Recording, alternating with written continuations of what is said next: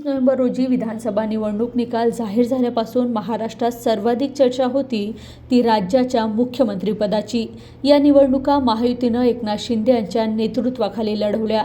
त्यानंतर आलेल्या निकालामध्ये भाजपला 132 जागा मिळाल्या।